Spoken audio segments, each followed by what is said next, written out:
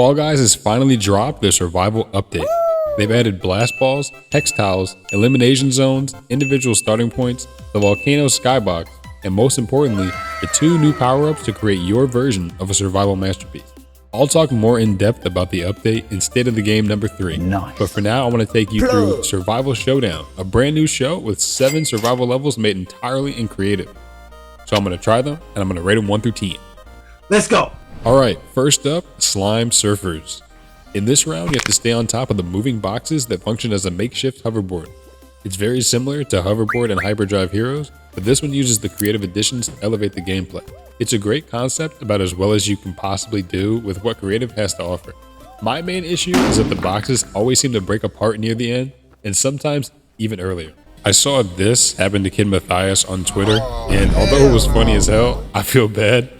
And I also saw in the same thread, someone called this the hoverboard from Temu, and that cracked me up, man.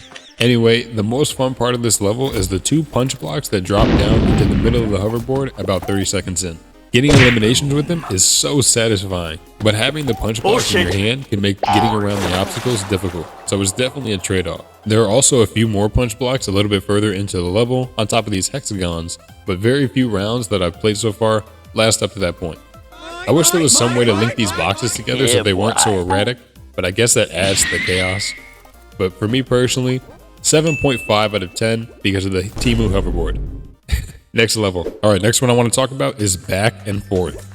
This one is pretty straightforward. You just gotta dodge the boxes, stay out of the slime elimination zones, and be aware of the shifting conveyor beneath your feet. Now when this first dropped, players had no idea what was going on, and it led to some very quick games. But once players started getting the hang of it, it made for some intense late game rounds, which was awesome. If you got a buddy, you can also cheese the level by bouncing on their head and getting on top of this box for the rest of the level. Just watch out for the fans above that turn on after about a minute. In my opinion, it lacks a little bit of replayability because of how simple it is. Once players know what's going on, it can easily be timed out and struggle to eliminate more skilled players. But it's still a great introductory level to creative survival game mode, especially for the new players. For now, 7 out of 10. Next level. Okay, last of the qualifying rounds, we got Bean For It. This is definitely the best qualifier round of the bunch. It's essentially a giant structure with everything that the new update has to offer. Party crashers, blast balls, hex tiles, and the sneaky bean power-up, all suspended in one fortress. Now this round was somewhat frustrating to play on day 1 because players would take advantage of the fenced in areas to reduce their chances of being blasted off the map, and they still do. But once they fixed a couple of these areas on day 2, the map has much more playability and it forces people to at least stay moving even if they don't pick up any of the items in game. The party crashers paired with the blast balls are so insanely fun. There's so many cool things you can do with them and insane eliminations you can get, and this is definitely a great way to welcome in Fall Guys' latest update. 9.5 out of 10. Alright, let's move on to the final rounds. Alright, first of the finals, we got Hectic Hexagons. Now this level has an obvious level concept. It's just hexagons with blast balls. But let me tell you something. Until you play this level, you will not know how absurdly difficult it is to multitask jumping on tiles and throwing blast balls. This is probably the hardest final of the 4, just because you have to keep moving no matter what.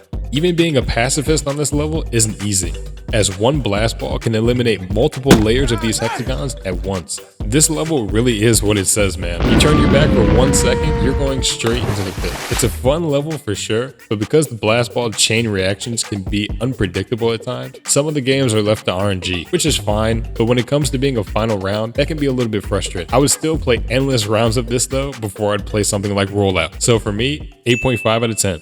Let's move on. Alright, for the second final, we got Bouncy Castle. And now this has great decorations and probably the most unique concept in the entire show, but it's just a bit frustrating to play for reasons outside the level creator's control. At first, the round was too easy on day 1 with 16 tile islands that you could use to time out by slow dive. On day 2, this was changed to be 6 large hexagons, which forced players into the middle, but the problem is it made the blast balls even harder to use. They're almost impossible to grab and throw before falling into the slime because of their very short timer. It's like 3 seconds and then they explode. And having those extra tiles, like 16 of them, made it easier to grab it and throw it into the middle while also being able to keep yourself alive. That's obviously not the level designer's fault, but maybe the blast balls should just fall down onto the drums instead so the players can catch them mid-air and use them for snipes. I think this would be a lot more fun and make for some wicked eliminations. But for now, for me personally, I'm gonna have to give it a 7 out of 10.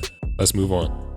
Alright, next final we got Volcanic Chaos. Now I believe this is the only final round that was not made by a Mediatonic member. This was made by Captain Moose, who is a well-known streamer and one of the Fall Guys Discord moderators. It's a beautiful level that takes full advantage of the 10.8 features, and because it has a volcanic theme, the volcano skybox meshes well together to give us a hellish showdown. I love that the volcano in the middle randomly erupts the blast balls onto the platforms near the players. This would be my favorite final if it wasn't such a large map. My issue is that the final 2 or 3 players have to travel very long distances to eliminate each other, and because you can't go through the middle, like Cosmic Clash, which I'll talk about in a minute, someone can just run away the entire time and force a timeout. To me, this would work much better as a round 1 or round 2 because of how large it is. But maybe with some speed arches or a way to launch yourself over the volcano to the other side, this would help the round reach its true finals potential. But for now, Moose, I hope you accept my 9 out of 10 rating, and I love your level, man. Alright, last but not least, Cosmic Clash. Now this is my favorite final in the playlist for sure. It takes everything that Beanfort did well with the high octane explosives and warfare and raises the stakes and adding a beautiful space theme in the process. This map is big enough to have places to retreat and reset if you run out of weapons, but has enough mobility for you to chase players around wherever they go. Even if somebody takes an invisibility power up, they can't hide for long and they'll have to fight eventually. Check out some of these insane things that happened while I was playing. Boom. I almost had the most insane elimination of my Fall Guys career. So I throw this party crasher. It hits off the drum and goes flying over and it lands right next to him and it actually hits him, but he just barely gets saved by those hexagon fences. And then take this round where I barely won this close call with this blast ball. First of all, the guy jumped over me and almost fell off but grabs the ledge. And then I was able to just outlast him while we both fell down to our doom. Definitely my favorite level of the 7. Not the most unique or crazy concept. It's essentially just a battle arena like Beanfort, but it's in the finals format. But hey, a simple-minded map for my simple-minded brain. 10 out of 10. Would definitely play again. But that's going to do it. That is every single round in Survival Showdown ranked 1 through 10. Beanfort 9.5 out of 10. Slime Surfers 7.5 out of 10. Back and Forth 7 out of 10. And then for the final rounds, Cosmic Clash 10 out of 10, Volcanic Chaos 9 out of 10, Hectic Hexagons 8.5 out of 10, and Bouncy Castle 7 out of 10. If you got to this point, I would love to know what your rankings are. Which one is your favorite? Maybe it's one that I said I don't like very much, but I would love to know which one is your favorite and why it's your favorite. Or do you even like Survival Showdown in the first place? Do you think this is a good show? Let me know. And in the meantime, I will see you guys in the next video.